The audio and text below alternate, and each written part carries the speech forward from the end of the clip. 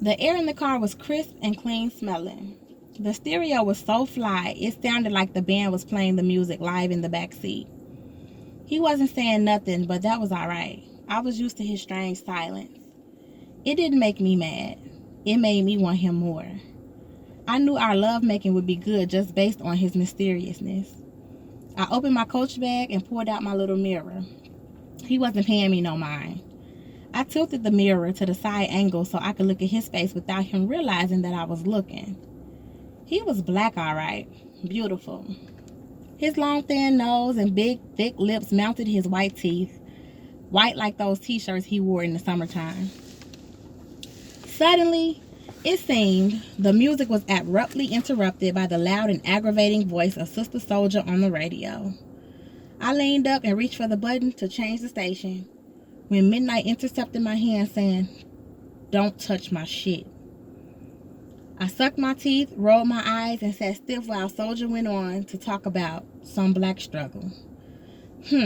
I thought, if there is some kind of struggle going on, she must be the only one in it. Everybody I know is chilling, just trying to enjoy life. She, on the other hand, with these Friday and Saturday night comments, busting up the radio hip-hop flavor mix, is the only one who was always uptight. I had every reason to take it personal. She started talking about how young black drug dealers are the strong black men in the community, but need to change their line of business because it's destroying the community. As far as I am concerned, SOULJAH is just somebody who likes to hear herself talk.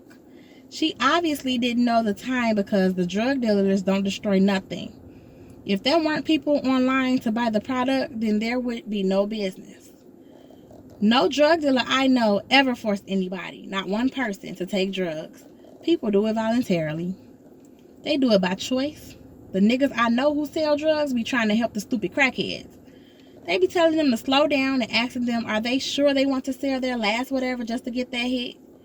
I even know a dealer who told this pregnant girl he wouldn't sell her no more crack until after she had the baby.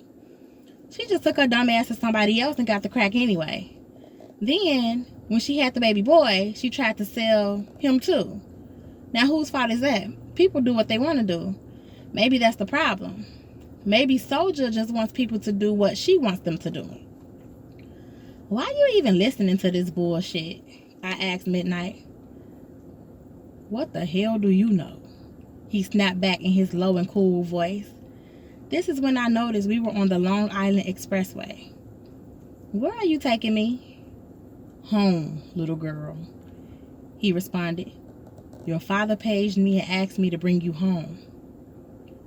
I thought you was your own man. For $150, I'll run an errand. It's business. I pick you up, drop you off, collect my dough, and I'm out. The $150 transaction was as smooth and non-incidental as a messenger service dropping off a package. After handing Midnight the money and closing the door, my father walked silently through the living room and into his den. The room was dark. He sat down, leaned back in his chair. The moonlight through the blinds lit up half of his serious face. Winter, he said softly. Yes, Daddy, I said.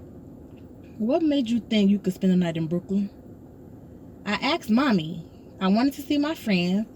Natalie and me were supposed to... I guess you're not understanding. Not understanding what?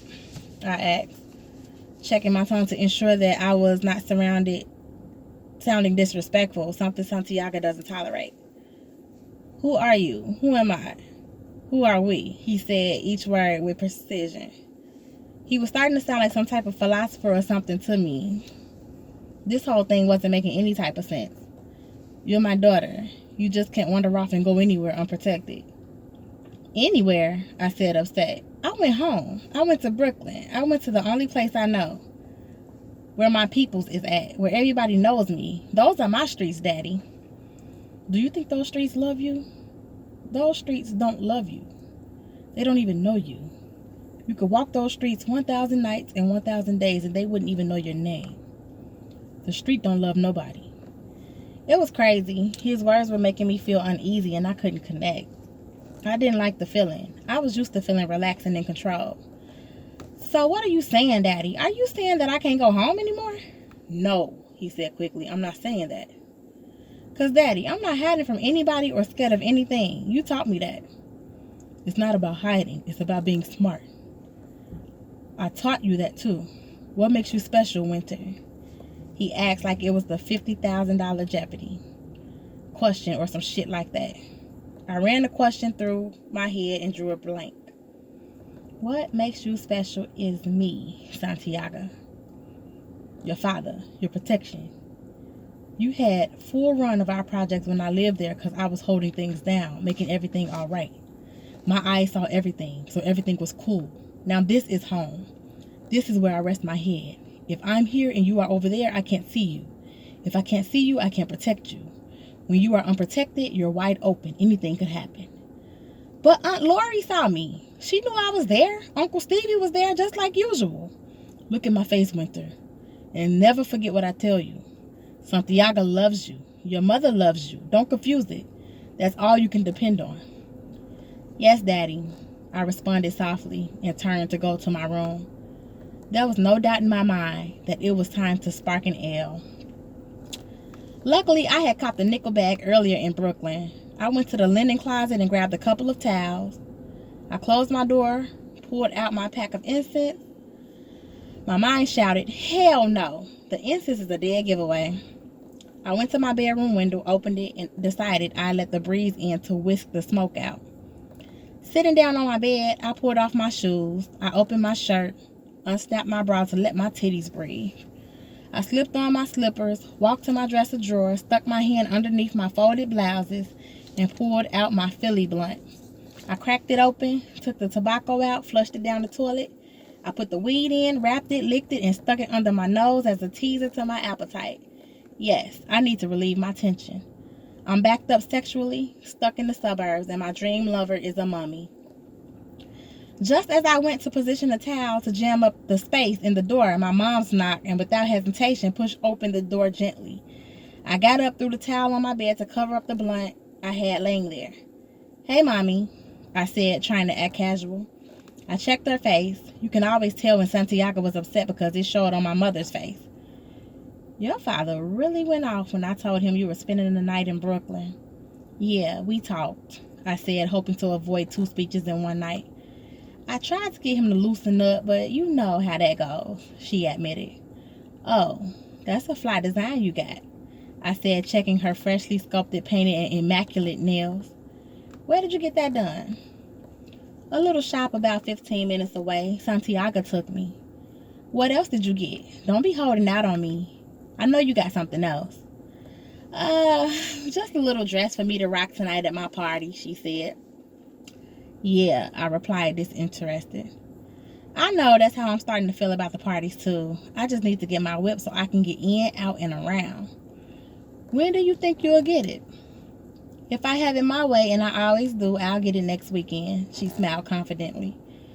Yeah, but the way Santiago was talking, even after you get it, we ain't allowed in Brooklyn. Now you know that's crazy. He's just protective, and sometimes he overdoes it. But, girl, we can sneak, she said, smiling. Her mahogany skin was glowing in my dimmed light. Mommy was pretty, all right. A definite advantage to having babies at a young age. You get to chill with your moms like she's your sister or something. Fuck all those old, stiff bastards complaining about teenage pregnancy, this and that. Me and my moms could party together. Nobody would ever know that she was my mom's. I got some shit in my closet that looks better on her than it does on me. I know some niggas from around my way in Brooklyn who'd rather fuck her than me. Now, they'd never admit it. It would be suicidal. Santiago would. Oh, yeah. Just the thought of Daddy snapped me back into reality. Sneaking to Brooklyn, I laughed. Santiago runs Brooklyn. There's no sneaking in and out of his territory. Hell, he beat midnight at a club and had him bring me home. Embarrassed the shit out of me. How did he know I was there? Well, you know Big Mo got to answer to Santiago, Mom said, being vague. Speaking of midnight, I'll bet you liked riding in his car, she smiled knowingly. What? I played it off. She laid back on my bed, rolled over, and started tickling me like I was a little girl or something, hitting all of my secret spots. I cracked up with laughter. Midnight's cool, I said matter-of-factly. Don't front on me, little hooker, she said like she was really one of my girlfriends. I see the way you look at him. When? I asked. When? Okay, when you were 13, when you were 14, when you were 15, when you were 16, she laughed. He's a good catch, though. A good man, loyal, paid, strong. He don't like me, though, I said, admitting something I would never tell one of my girlfriends. It's not that, she said. Midnight just likes life. Santiago would squeeze the life out of him. I wish that were the truth. No, I'm saying I wish it was that he was just scared of Santiago. I'm saying that he straight up don't like me at all, period, as a woman. He talks cold, says very little. He didn't even try to be nice to me on the way home. Trust me, there is no way he don't like my baby. You're young, fine. You got everything a girl could want, pretty hair, beautiful eyes, clothing, jewels. It's got to be Santiago standing in the way. So when do you think Santiago will stop standing in my way? Who knows, she says, exasperated. My mother got up and headed toward the door. As she stepped out of my room, she leaned her head back in and smiled. And don't light that joint in my house. That will really make Santiago snap. Damn, I thought to myself. It seems like the both of them know everything. But nobody was going to stop me from getting my buzz on. I crawled outside of my window, sat on my little slanted side of the roof, and puffed my lie in the spring breeze and moonlight. After the feeling of no worries came over me, I leaned back, closed my eyes, and drifted into the night.